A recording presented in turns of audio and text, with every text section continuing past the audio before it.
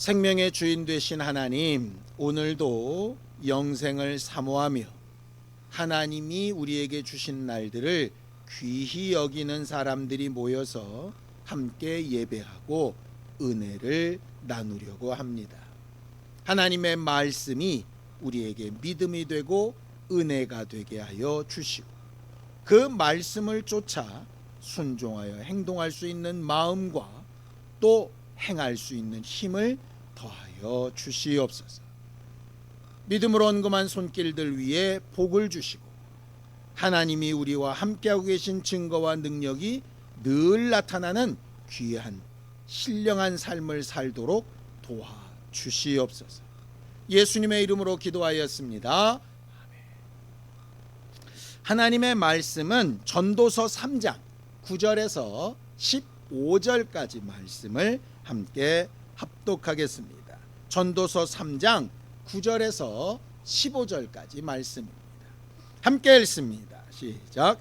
일하는 자가 그의 수고로 말미암아 무슨 이익이 있으랴.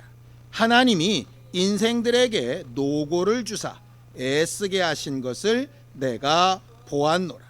하나님이 모든 것을 지으시되 때를 따라 아름답게 하셨고, 또 사람들에게는 영원을 사모하는 마음을 주셨느니라. 그러나 하나님이 하시는 일의 시종을 사람으로 측량할 수 없게 하셨도다. 사람들이 사는 동안에 기뻐하며 선을 행하는 것보다 더 나은 것이 없는 줄을 내가 알았고, 사람마다 먹고 마시는 것과 수고함으로 낙을 누리는 그것이 하나님의 선물인 줄도 또한 알았도다. 하나님께서 행하시는 모든 것은 영원히 있을 것이라. 그 위에 더 할 수도 없고 그것에서 덜 할 수도 없나니, 하나님이 이같이 행하심은 사람들이 그의 앞에서 경외하게 하려 하심인 줄을 내가 알았도다. 이제 있는 것이 옛적에 있었고 장래에 있을 것도 옛적에 있었나니, 하나님은 이미 지난 것을 다시 찾으시느니라.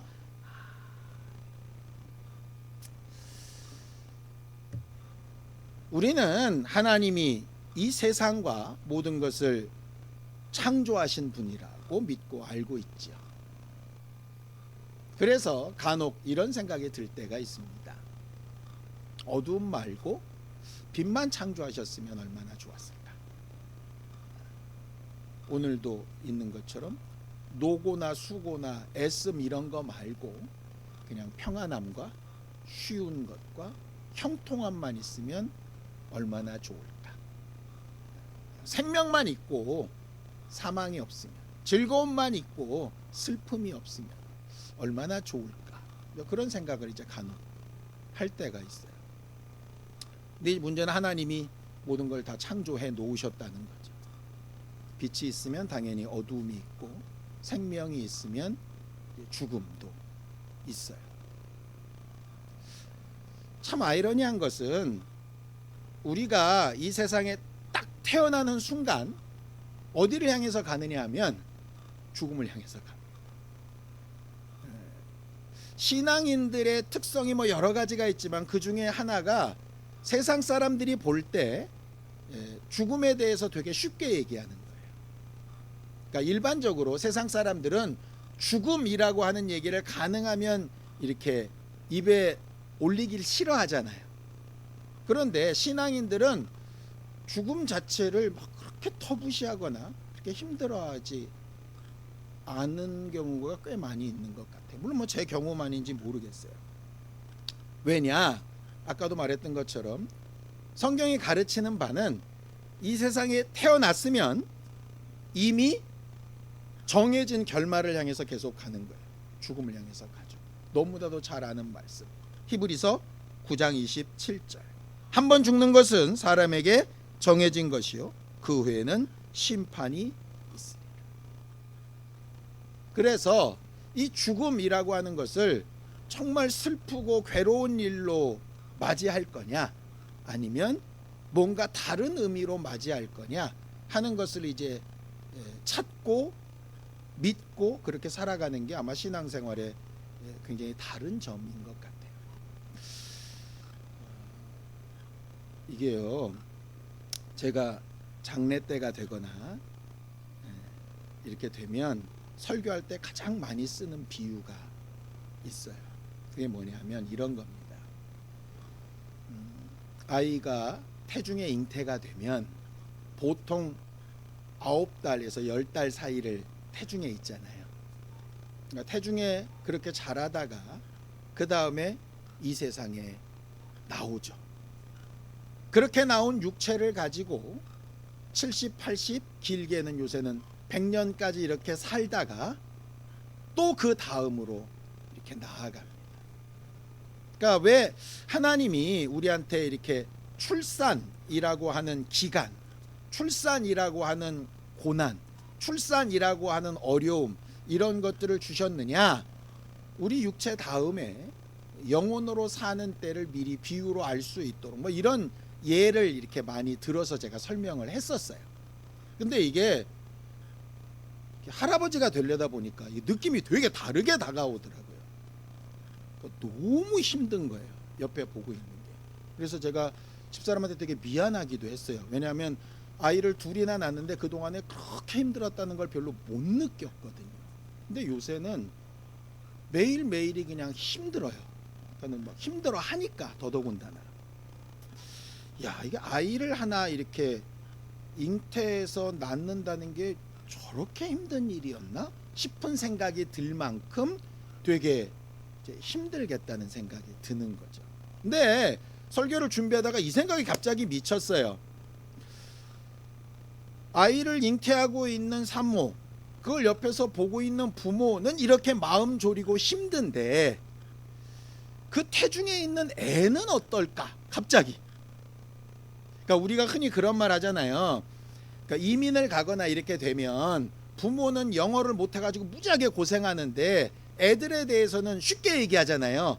애들은 가면 금방 배워. 적응도 되게 잘해.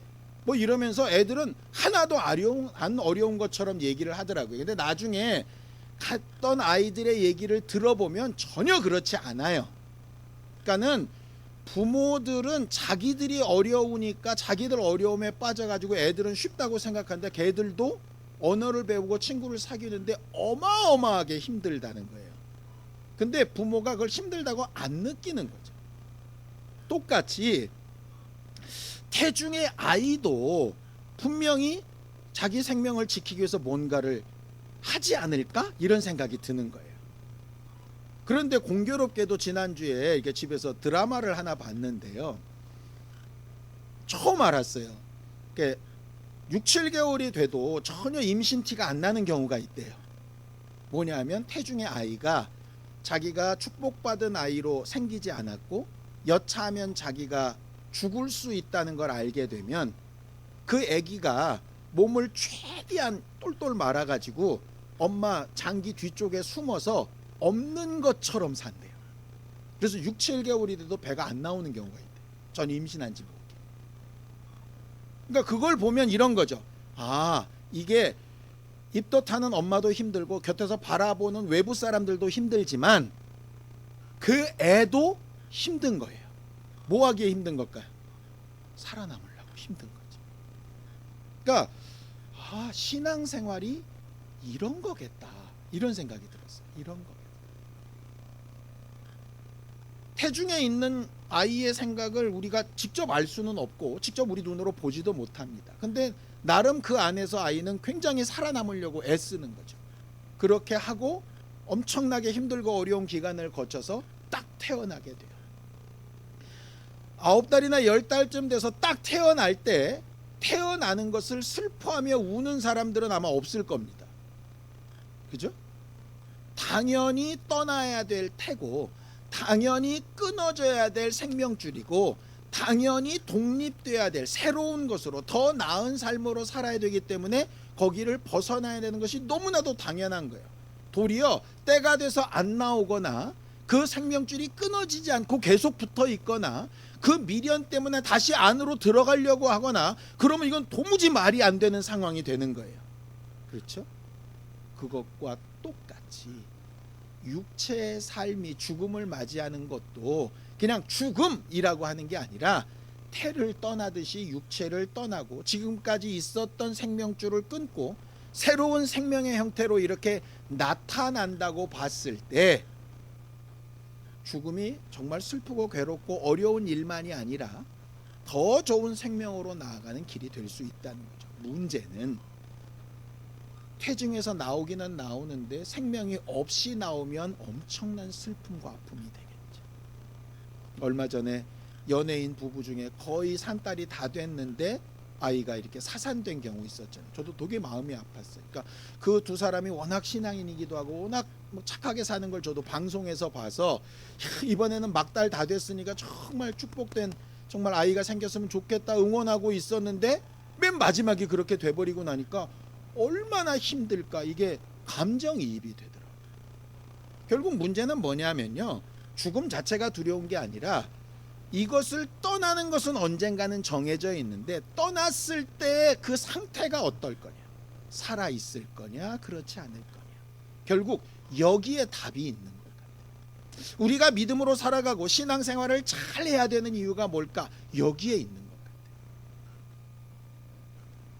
부모가 아무리 바깥에서 잉태하고 있는 엄마가 아무리 좋은 것으로 주려고 하여도 그 아이가 받아들이고 살려고 하는 부분이 없으면 불가능한 상황이 벌어질 수가 있어요. 그래서 생명은 보존해주는 사람도 최선을 다해야 되지만 살아야 되는 사람도 최선을 다해야죠. 그러기 위해서 안에서 그 좁은 데서 몸을 뒤틀면서 나름대로 살아보려고 움직이고 버둥거리는 거예요. 그 버둥거리는 건 목적이 분명하죠. 살기 위해서. 우리의 신앙생활이 노고일 수도 있고 어려움일 수도 있는데 왜 그러냐? 그 목적 자체가 살기 위해서랍니다.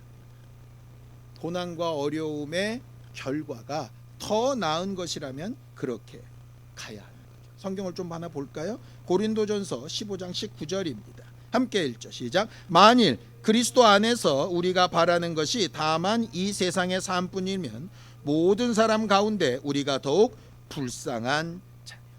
우리가 현재 고난이나 어려움을 이기는 것, 힘들고 어려운 여러 가지 상황을 이기고 참는 이유는 더 나은 것이 있다는 소망 때문입니다.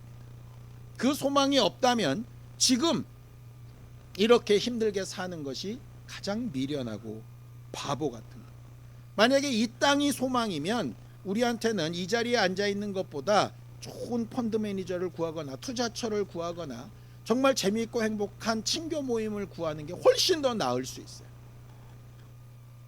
그렇지 않고 우리가 육체로서 사는 동안이 마치 9달의 태중에 있는 삶처럼 답답하고 힘들고 어려운 부분이 있을 수 있지만 여기서 보존되고 잘 자란 기본적인 생명력을 가지고 내가 언젠가 딱 여기를 떠나게 됐을 때 그때 비로소 더 나은 삶을 살 수 있는 것을 준비하는 기회라면 지금의 수고가 얼마든지 가능한 그런 부분이 되는 거죠. 결과적으로 우리의 신앙생활을 뭘 보며 살아가고 있는가 하는 문제는 되게 중요한 문제입니다.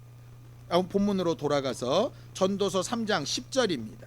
함께 읽죠. 시작. 하나님이 인생들에게 노고를 주사 애쓰게 하신 것을 내가 보았다. 그렇게 얘기합니다. 하나님은 왜 노고를 주고 수고하게 하고 애쓰게 하셨을까? 이유는 딱 하나죠. 살기 위해서입니다. 창세기 3장 17절을 한번 보죠. 아담에게 이르시되 내가 내 아내의 말을 듣고 내가 내게 먹지 말라 한 나무의 열매를 먹었은즉 땅은 너로 말미암아 저주를 받고 너는 내 평생에 수고하여야 그 소산을 수고하여야 노고가 있어야 땀이 흘려야 네가 살 수 있을 것이다. 그러니까 살기 위해서 수고와 노고가 필요한 거죠. 그러니까 내 인생은 왜 이래 할 수 있는데 내 인생이 왜 이러냐? 살기 위해서 그렇게 되는 목적이 거기 있는 거죠. 살기 위해서. 그럼 나는 제대로 살기 위해서 하고 있는 건가? 그럼 내가 수고하고 애쓰기만 하면 되는 건가? 성경은 또 이렇게 얘기합니다. 전도서 3장 9절입니다. 일하는 자가 그의 수고로 말미암아 무슨 이익이 있으랴. 이건 또 뭔 말이야? 수고와 노고를 주셔서 애쓰며 살게 하셨으면 수고하고 애쓰면 잘 되게 돼야 되잖아요. 근데 수고하고 애썼는데 이익 없다는 거예요. 네 힘으로 살 수 없다는 거예요. 그래서 뭐 하라는 겁니까? 힘쓰고 애써서 살아보려고 하다가 내 힘으로 안 되겠구나 하는 순간에 누구를 찾으라는 거예요? 사슴이 시냇물을 찾듯이 하나님을 찾으라는 거예요. 그러니까 결국 하나님을 찾는 이유도 단 하나입니다. 살기 위해서. 내가 애쓰고 힘쓰는 이유도 단 하나입니다. 살기 위해서. 엄마가 아이에게 좋은 영향을 미치려고 태교도 하고 좋은 것도 먹고 심지어는 어쩔 땐 못 먹고 괴롭고 하는 이유도 이 아이를 살리고 나도 살기 위해서입니다. 아이가 안에서 버둥대고 별짓을 다 하고 막 몸부림치는 이유는 하나입니다. 살기 위해서. 결국 성경에 나와 있는 역사는 하나님이 왜 아들을 주셨나, 하나님이 왜 역사를 이렇게 이끌고 가시나, 왜 하나님이 우리를 이런 상황에 던져 넣으시나, 목적은 딱 하나입니다. 하나님의 목적은 살기 위해서. 그럼 우리가 그 안에서 버티고 애쓰고 이기고 수고해야 될 이유도 간단한 거예요. 살기 위해서. 그러니까 내가 살기 위해서 이 일을 하고 있는 건가? 이게 굉장히 중요한 거죠. 취미 생활이라면 해도 되고 안 해도 돼요. 근데 죽고 사는 문제라면 반드시 해야 되는 거잖아요. 우리가 지난주에 예배에 대해서 배울 때도 마찬가지였습니다. 사슴이 시냇물을 찾는 것처럼 목숨 걸고 살기 위해서 움직이는 것처럼 신앙생활의 선택은 살기 위해서 하는 일이에요. 지금 당장도 살지만 앞으로 내가 태를 벗어나고 육체를 벗어난 이후의 삶을 위해서 내가 지금 해야 될 선택을 하는 겁니다. 생명과 관련이 없는 일이라면, 죽고 사는 문제와 상관없다면 뭘 선택해도 괜찮아요. 저는 그렇게 생각합니다. 그러니까 반드시 이렇게 해야 돼, 저렇게 해야 돼, 뭐 여러 가지 규범들이 있죠. 마치 예수님 시대에 바리새인이나 서기관들이 장로들의 유전들을 막 얘기했던 것처럼 손 반드시 세, 뭐 해야 돼, 막 많이 얘기하지만 예수님 말씀하신 건 딱 하나예요. 살기 위해서라면 먹고, 살지 못한다면 먹지 말고, 네게 유익하면 하고 유익하지 않으면 하지 마, 이거예요. 근데 그 유익이 그냥 지금 당장 편하고 쉬는 건데 나중에는 죽음이냐? 그렇다면 잘못된 선택인 거죠. 지금은 어렵고 힘들고 수고하고 애쓰는 건데 정말 미래의 영원한 소망에 관한 부분이냐? 그럼 잘 선택한 거죠. 그러니까 그 판단을 내리라는 거예요. 예수가 겟세마네 동산에서 피하고 싶으셨죠. 그도 육체를 입으신 사람이기 때문에 그 고난이나 아픔이나 수치나 어려움을 굳이 사서 하고 싶지는 않으셨던 거예요. 그런데 그 수고나 애씀이 더 나은 소망을 위한 일이라면 그 일을 위해서 하는 거죠. 그 일을 위해서. 결과적으로 신앙은 소망의 문제, 내가 소망을 어디에 두느냐라고 하는 거예요. 부모들이 소망을 자칫 잘못하면 자녀에 둡니다. 자녀가 삶의 이유가 돼요. 그렇게 되면 어느 정도는 이게 제대로 가는 것 같은데 어느 기준선 이상 넘어가면 이제 문제가 생기기 시작합니다. 왜냐? 거기는 내 삶의 이유가 아니거든요. 내 삶의 이유가 아닌 것에 따라가다 보면 엉뚱한 길을 가고 있는 거예요. 쉽게 얘기하면 개는 사는데 나는 죽는다거나, 반대로 내가 원하는 길로 막 개를 끌고 가다 보면 내 소망은 사는데 개는 죽는다거나, 이런 경우들이 생겨나게 되는 거예요. 그 사람도 하나님과의 관계에서 살아야 되고 나도 하나님 관계에서 살아야 되는데 이게 적정한 선에서 제대로 분리가 안 되면 이상한 상황이 벌어지게 되는 거예요. 그래서 결혼을 말할 때도 제일 처음에 부모를 떠나라는 말부터 시작을 하는 거예요. 부모가 나쁘다라는 얘기가 아니에요. 지금까지 같이 왔던 길이 있고 이제부터는 각각 살기 위해서 가야 될 길이 있다라고 합니다. 신앙생활은 그거를 잘 인도받고 찾아가는 삶. 근데 우리가 워낙 익숙한 걸 좋아하고 우리 몸에 배인 걸 더 낫다고 생각하다 보니까 자꾸 율례나 전통이나 해왔던 방식이나 습관이나 이렇게 따라가게 됩니다. 우리가 예배할 때마다 말씀을 읽고 듣고 배우고 또 기도하고 응답을 받고 하면서 얻어야 될 것은 뭐냐면 내가 지금 살기 위해서 선택하고 결정해야 될 게 뭐지? 라고 하는 걸 제대로 알고 선택하는 거예요. 믿음으로 살아가는 삶은 그래서 영원을 사모하면서 사는 겁니다. 전도서 3장 11절입니다. 함께 읽죠. 시작. 하나님이 모든 것을 지으시되 때를 따라 아름답게 하셨고 또 사람들에게는 영원을 사모하는 마음을 주셨느니라. 그러나 하나님이 하시는 일의 시종을 사람으로 측량할 수 없게 하셨다. 첫 번째 질문. 영원을 사모하는 삶이라는 게 뭘까? 지금은 다 필요 없는 거야. 육체는 다 나쁜 거야. 지금 내가 돈 벌고 사는 거 다 쓸데없는 거야. 돈은 다 교회에 드리고 하나님 앞에 드리고 영원을 사모하는 삶을 살아야지. 그런 사람들을 뭐라고 부른지 압니까? 시한부 종말론이라고 부릅니다. 영원을 사모하는 삶은요, 이 땅은 쓸데없고 지금 주신 날들은 필요 없고 언젠가 있을 막연한 그날과 막연한 이상향을 꿈꾸는 걸 그렇게 말하고 있지 않아요. 그렇다면 하나님이 뭐라고 얘기하셨을 거냐? 몇 월 며칠 날부터 어떻게 영생이 시작되니 그날을 꿈꾸며 살아라 이러셨을 거예요. 마치 너희가 예수 승천하시고 나면 성령이 곧 오실 텐데 그거 기다리며 다른 거 하지 말고 기도에 전념하면 마가다락방에 있어라, 그렇게 하신 것처럼 그렇게 신앙생활하라고 하셨을 거예요. 근데 똑같은 본문에 뭐라고 얘기합니까? 영원을 사모하는 마음은 주셨는데 그 때와 그 시기는 또 감추셨잖아요. 그 시종은 왜 감추셨냐? 이왕 영원을 사모하게 하셨으면 이 땅은 쓸데없으니 영원한 날만 꿈꾸도록 거기에만 집중하시지 왜 이 땅 살아가는 일을 그렇게 노저분하게 말씀을 하셨을까? 그 다음에 9절에 나와요. 전도서 3장 14절입니다. 하나님께서 행하시는 모든 것은 영원히 있을 것이라. 그 위에 더할 수도 없고 그것에서 덜할 수도 없나니 하나님이 이같이 행하심은 사람들이 그의 앞에서 경외하게 하려 하심인 줄을 내가 알았다. 하나님의 계획은 덜하지도 않고 더하지도 않고 하나님께서 바라시고 원하셨던 계획대로 가실 거예요. 그런데 그 계획을 우리한테는 알려주지 않으셨어요. 왜? 그 계획은 우리와 상관없이 이루어지겠지만 우리가 해야 될 일은 뭐냐? 매 순간 주어진 환경에서 하나님을 경외하며 하나님이 어떻게 하실까를 기대하며 하나님으로부터는 생명을 꿈꾸게 하셨거든요. 쉽게 얘기할까요? 아이가 태중에 있습니다. 탯줄로 어머니한테 연결되어져 있습니다. 스스로 호흡하는 것 같지만 사실은 엄마가 호흡을 해줘야 아이가 호흡을 합니다. 자기가 뭔가 영양분을 얻는 것 같지만 엄마가 먹고 그 영양분을 공급해 줘야 영양분을 먹습니다. 그렇죠? 그 아이가 태어났을 때 침대고 집이고 옷이고 아무것도 그 아이는 준비할 수 있는 힘이 없습니다. 누가 다 합니까? 부모가 다 합니다. 그 아이는 어찌 보면 아무것도 안 하는 것 같습니다.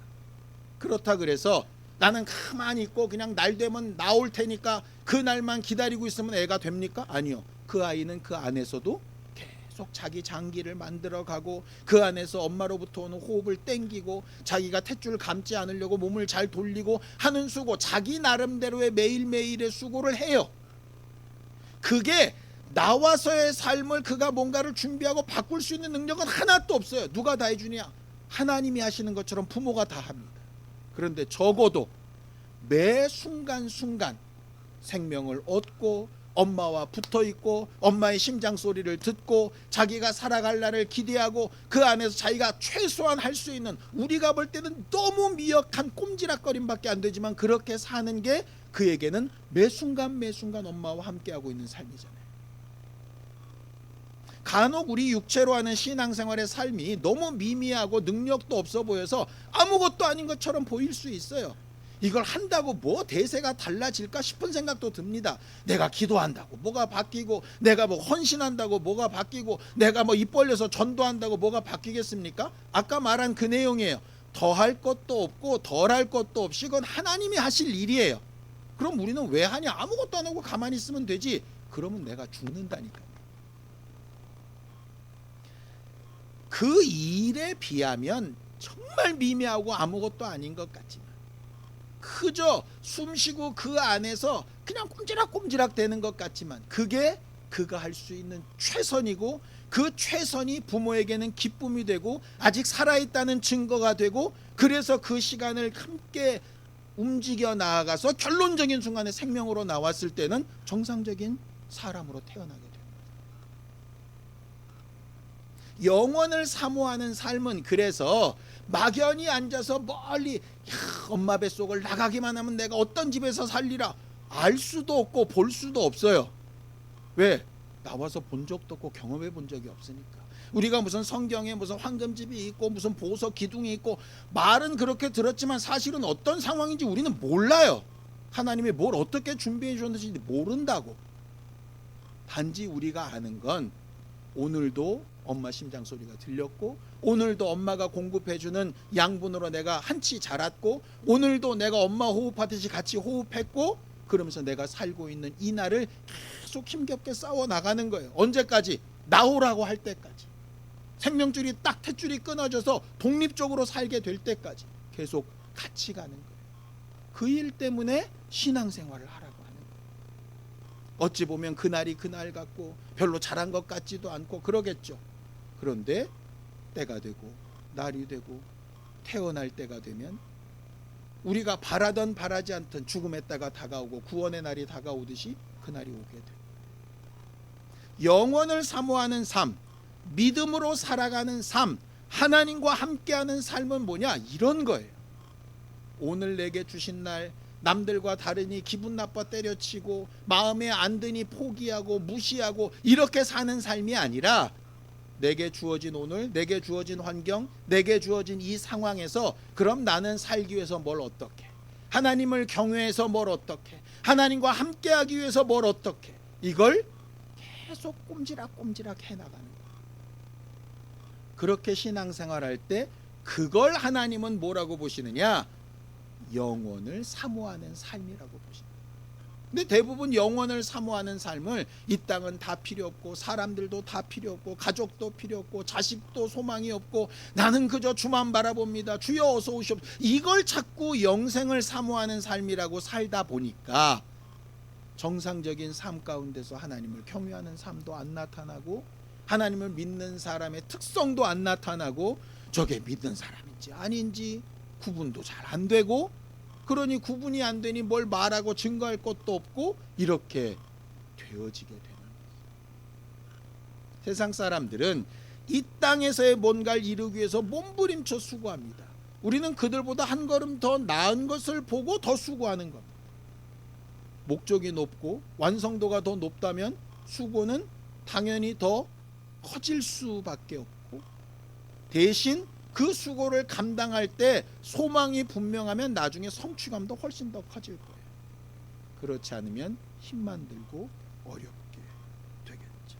전도서 3장 12절을 읽겠습니다. 시작. 사람들이 사는 동안에 기뻐하며 선을 행하는 것보다 더 나은 것이 없는 줄을 내가 알았다 그랬습니다. 이 말이 뭐냐? 오늘 내게 주어졌다면, 오늘 주어진 시간과 환경 가운데 여기서 선한 일, 생명 구하는 일, 하나님의 뜻에 맞는 일을 어떻게 살까라고 하는 거죠. 물론 미래를 꿈꾸는 것 좋습니다. 몇 년 후를 꿈꾸는 것도 좋습니다. 그런데 그 몇 년 후를 꿈꾼다고 오늘이 거저 사라지지는 않잖아요. 오늘 내게 주어진 날을 최선을 다해 사는 거죠. 예수께서 말씀하시죠. 오늘과 내일 내가 귀신을 쫓아내다가 제3일에 완전하여지겠다. 죽음을 분명히 앞두고 있으나 하루하루 내게 주어진 날들을 감당하신 것 아니겠습니까? 예수께서 제자들에게 이렇게 말씀하십니다. 내가 너희를 위하여 구원을 베풀었고 하나님의 이름을 줬고 권능을 줬고 능력을 줬으니까 앞으로 형통하게 마음대로 살아라, 이렇게 말하시면 참 좋을 것 같은데 그렇게 말씀을 안 하셨다는 거예요. 마태복음 10장 16절입니다. 함께 읽죠. 시작. 보라, 내가 너희를 보냄이 양을 이리 가운데로 보냄과 같도다. 그러므로 너희는 뱀같이 지혜롭고 비둘기같이 순결하라. 오늘, 지금, 내일 나한테 주어진 환경 가운데 나는 어떤 수고, 어떤 애씀으로 살려고 몸부림칠까? 내 힘으로 안 될 때 하나님을 찾고 하나님을 의뢰해서 하나님의 뜻대로 선을 이루는 일에 얼마나 몸부림치며 살까.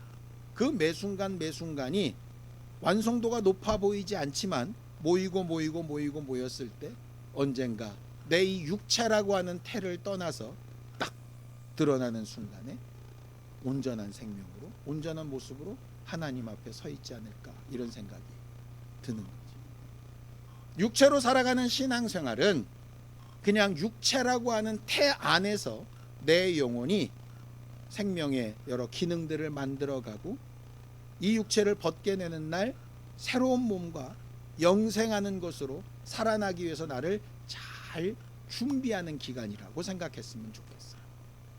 아이가 엄마랑 탯줄로 연결되어 있어야 되는 것처럼 하나님과 기도로, 또 말씀으로, 하나님과 함께하는 분명한 증거와 믿음으로 나는 잘 연결되어 있는 사람인가? 아니면 살아있기는 있는데 뭔가 지금 공급이 제대로 안 되고 있는 사람은 아닌가? 의도적으로 뭔가 나태하거나 아니면 나는 몰라 이렇게 손을 놓고 있거나 그렇게 하고 있는 사람은 아닌가?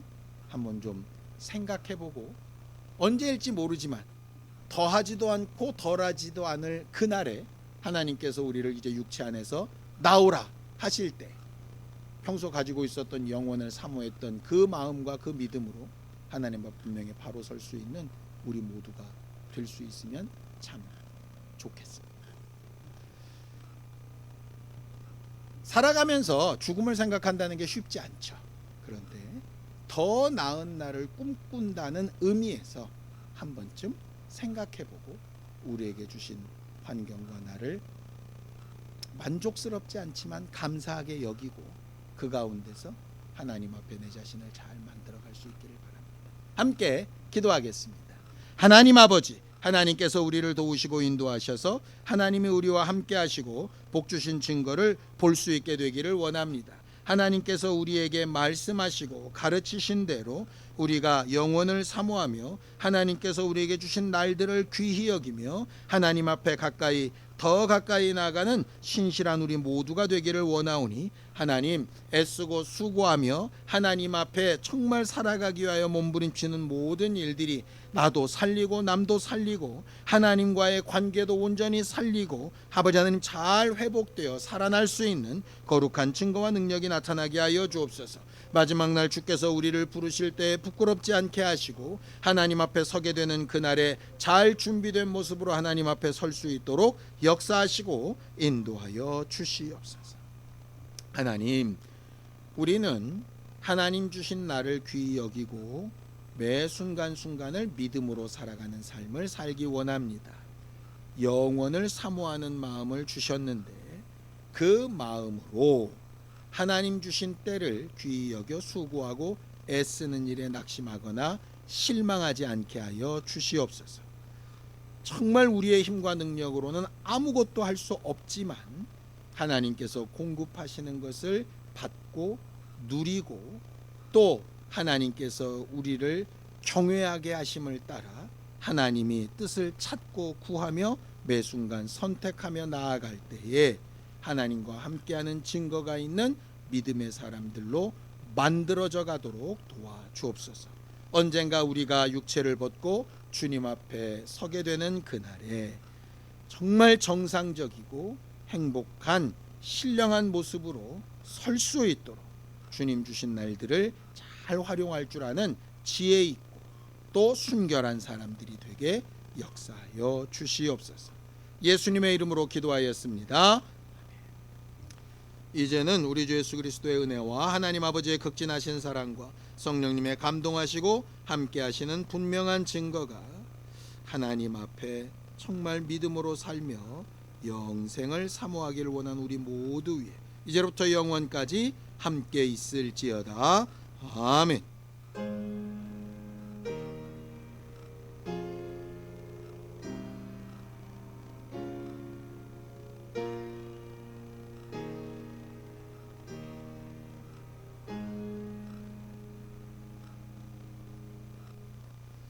이번 한 주간도 영혼을 사모하며 매 순간순간을 승리한 우리 모두가 되기 바랍니다. 수고하셨습니다. 감사합니다.